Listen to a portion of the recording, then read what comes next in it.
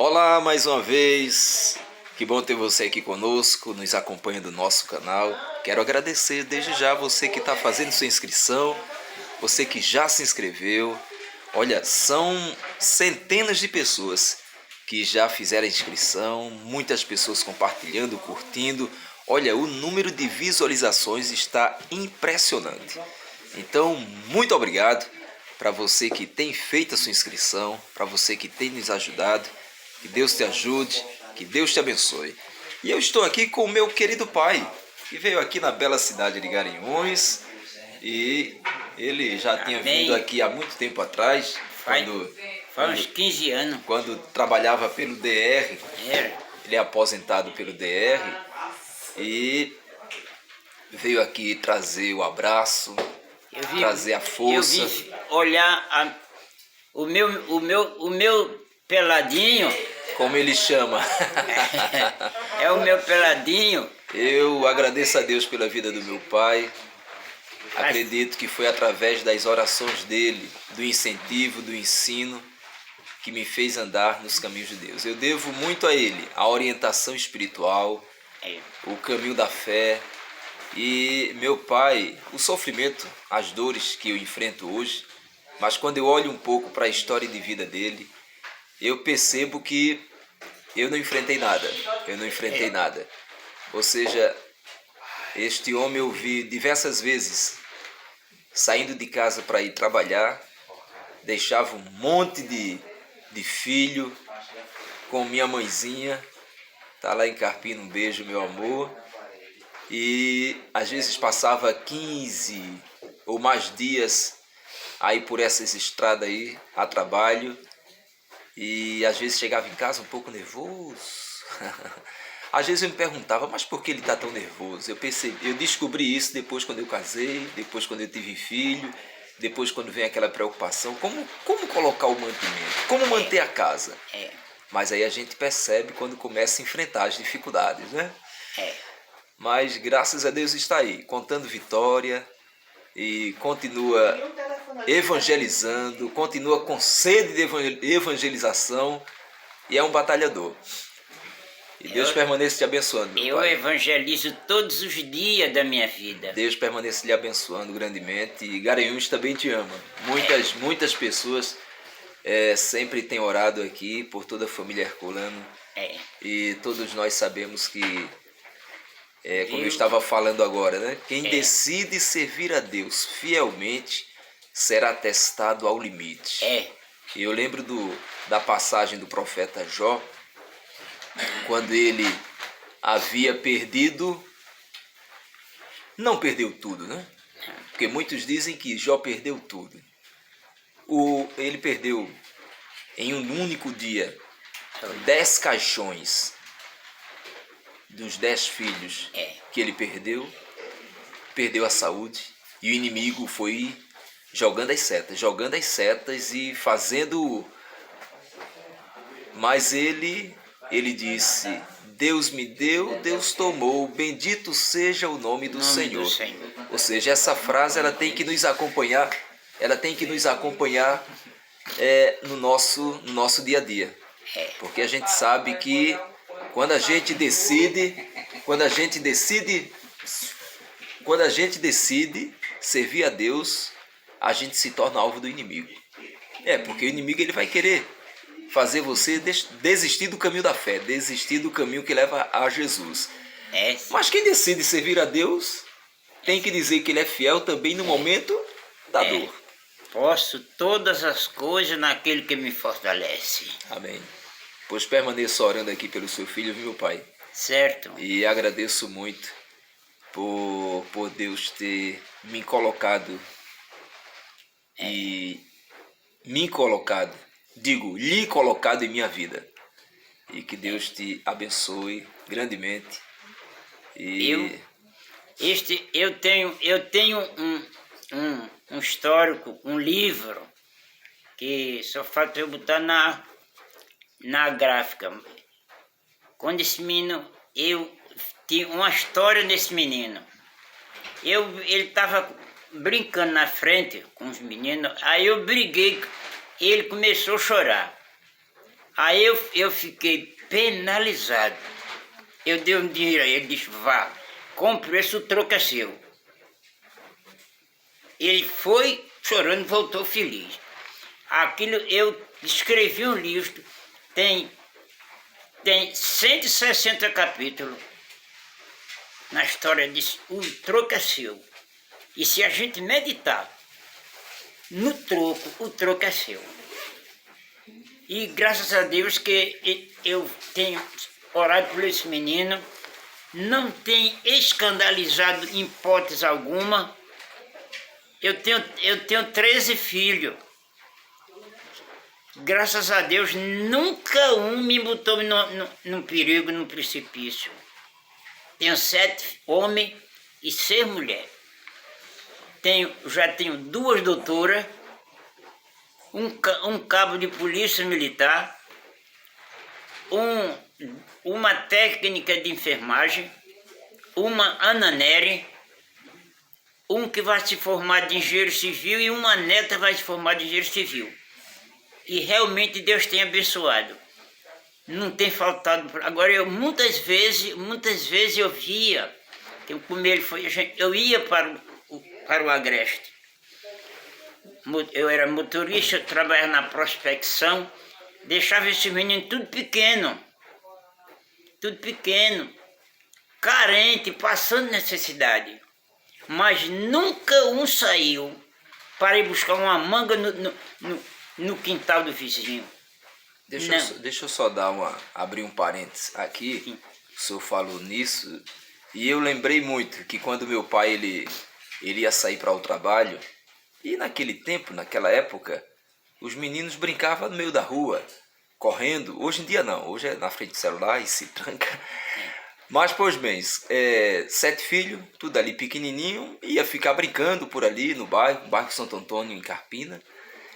E a orientação que meu pai dizia quando ia sair era a seguinte: olhe, se vocês chegarem em casa com alguma coisa e dizerem que achou, vocês vão chegar em casa, vão levar uma surra, uma pisa e vai voltar e colocar a coisa que disse que achou no mesmo lugar. Aí eu lembro que quando a gente ia sair, aí eu dizia para meus irmãos: Deus me livre achar alguma coisa. Vai que eu chego em casa, ainda levo uma pisa, ainda volto chorando para botar no mesmo lugar. É. E às vezes o mal começa isso, né?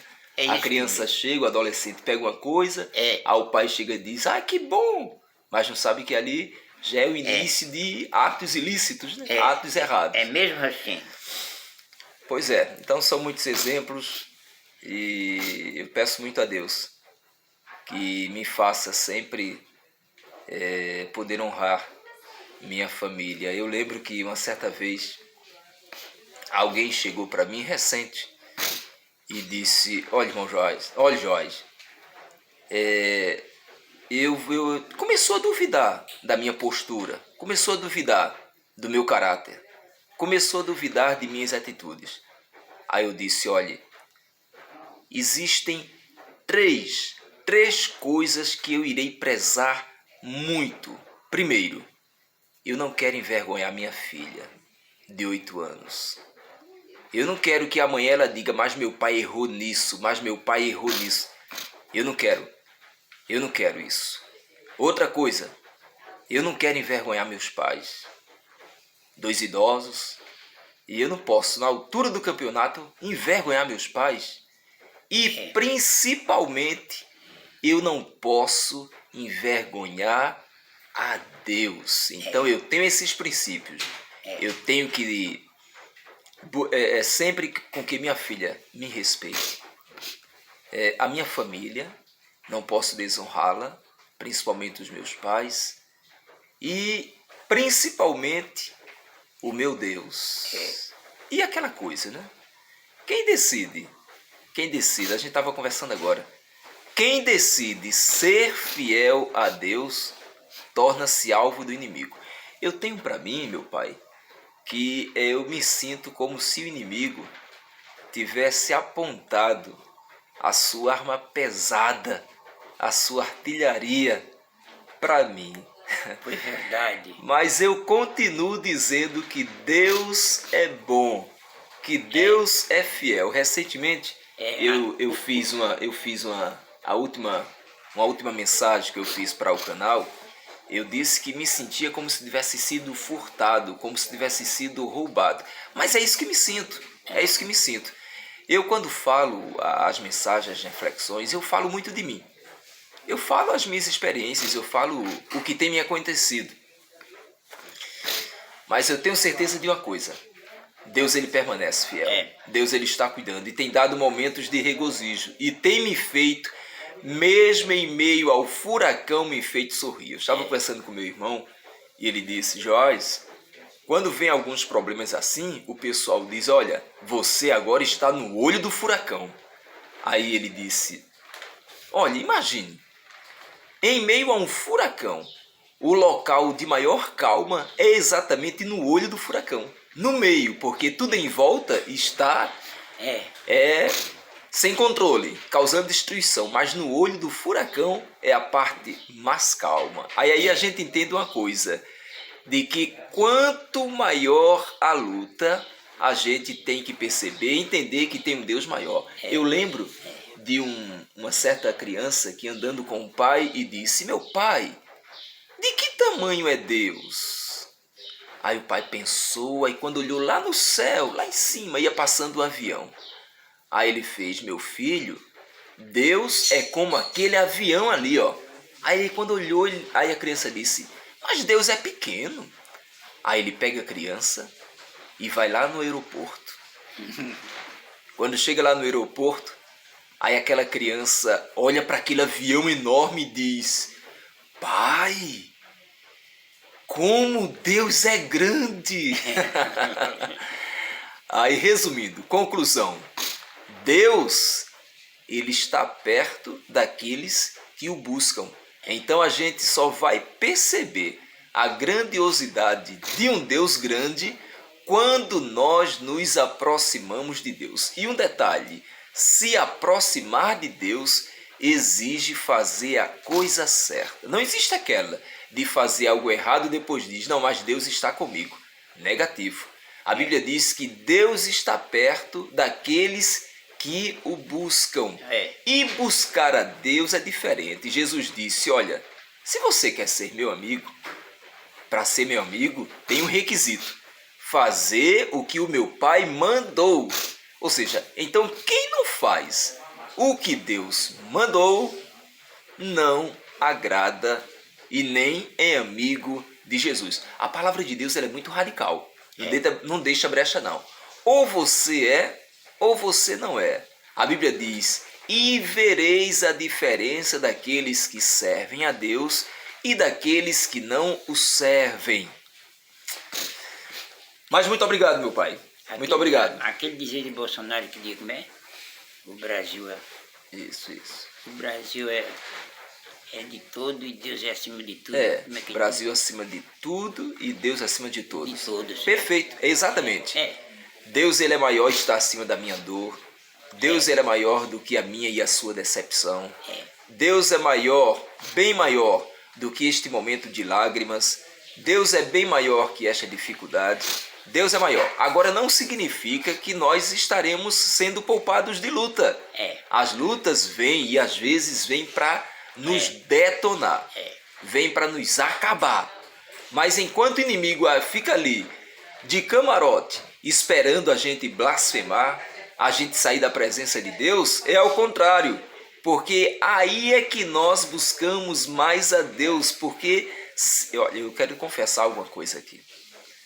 Se não fosse a confiança que eu tenho em Deus, se não fosse a intimidade, aleluia, que eu tenho com Deus, o inimigo teria espaço.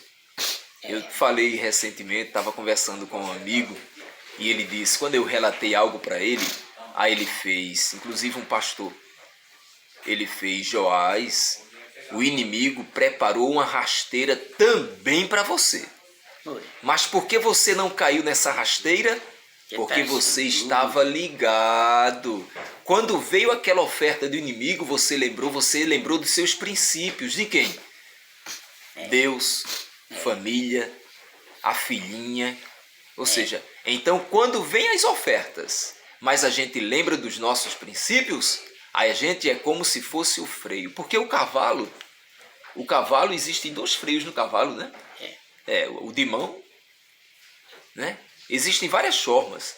Existe o tampão que usa ali no burro, para ele não se assustar com aquilo que está em volta. Ou seja, quem é esse nosso tampão é a palavra. É a palavra que nos faz olhar, que nos faz focar para aquilo que nos aproxima de Deus. Porque estar com Deus significa, em meio à dor, em meio à luta, continuar olhando para Ele. Eu ouvindo o pastor, ele dizia que servir a Deus não é um parque de diversão. Não. Servir a Deus não é uma temporada. Servir a Deus não é um momento de alegria. Não, um termo de confiança. Servir a Deus é compromisso. Servir a Deus é resistir à dor. Servir a Deus. Amém? Amém. Deixa o versículo aí para os ouvintes, quem nos acompanha. Amós 3:14. Medita o versículo 3:14 de Amós.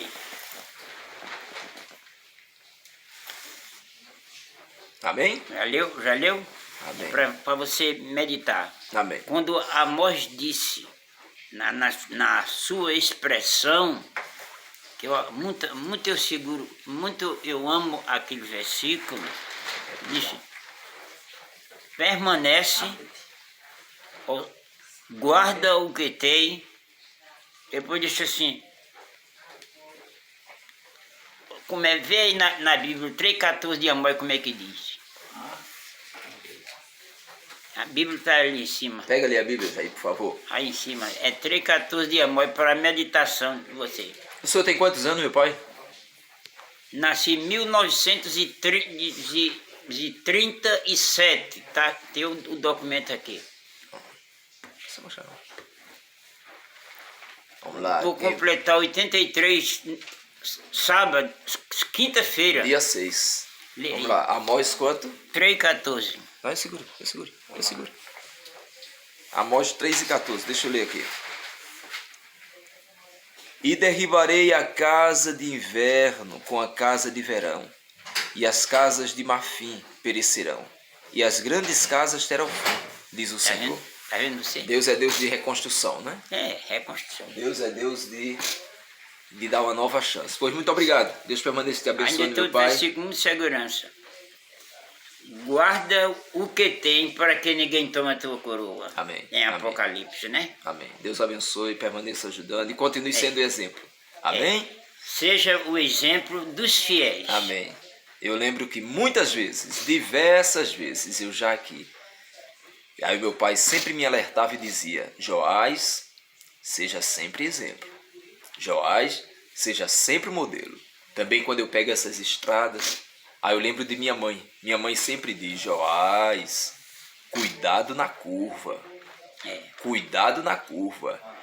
Aí é quando a gente tem que recorrer a Deus. Sabe por quê? Porque Deus vê além da curva.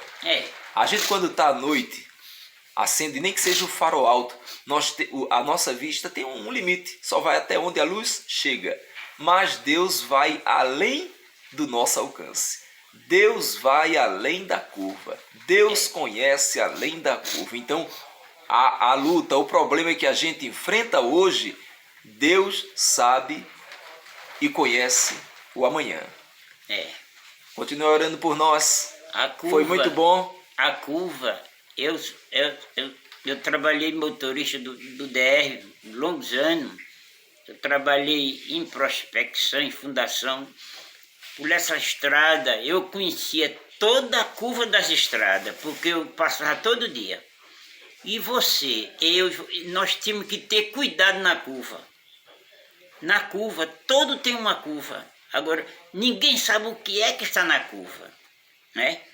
A curva da vida, a curva do dinheiro, a curva da família, a curva de tudo.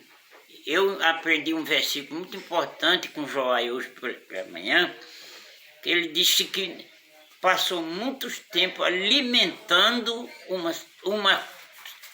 uma serpente, né?